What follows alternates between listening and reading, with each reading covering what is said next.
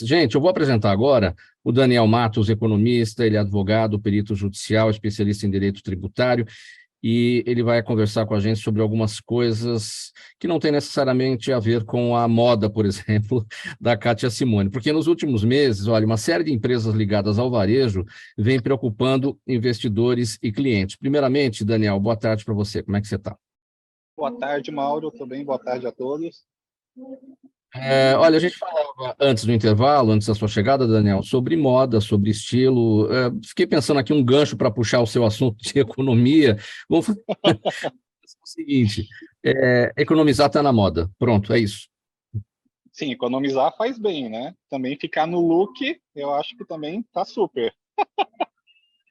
Legal. Bom, vamos falar do seu assunto aqui rapidinho. Essa preocupação aí de investidores nos últimos tempos aí com diversas empresas do varejo. O que está acontecendo com as Casas Bahia, Daniel?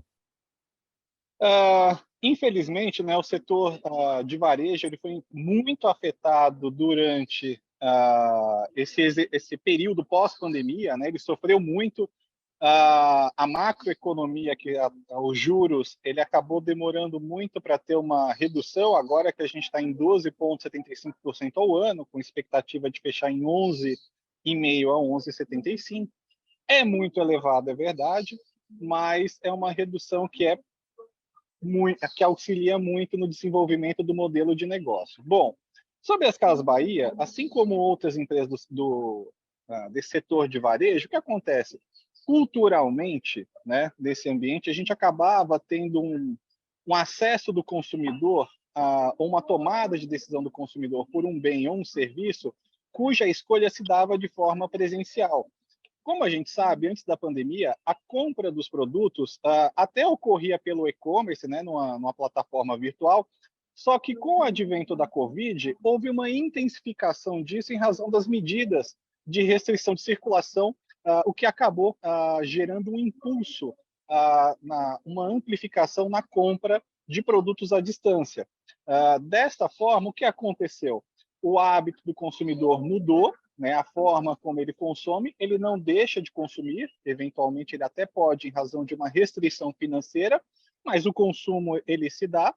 Em relação às Casas Bahia em especial, o que acontece é que como as pessoas mudaram esse hábito e passaram a consumir mais nesse formato eletrônico, você acaba tendo uma desnecessidade, na minha perspectiva, em relação a você ter lojas físicas. Então, as Casas Bahia, entre outras do setor, acabaram tomando decisão de realizar algumas mudanças estratégicas, dentre elas, fechamentos de loja ou redução de espaço.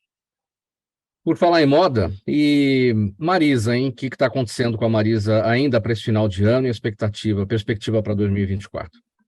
Então, Marisa, além da mesma afetação, tá? Infelizmente, a Marisa ela tem um problema muito específico que a Marisa ela tinha uma oferta de um cartão de crédito dela em que a consumidora ou o consumidor poderia fazer a aquisição dos seus produtos. Ocorre que ela dilatava o prazo de pagamento, ela viabilizava condições de parcelamento. No entanto, a inadimplência dela acabou elevando um pouco, o que acabou prejudicando um pouco esse modelo de negócio, somatizando isso com esse período de alteração de hábito do consumidor e aspecto estrutural macroeconômico. Então, ela vem tentando, sim, fazer reestruturação e manter os aluguéis dos prédios dela em dia.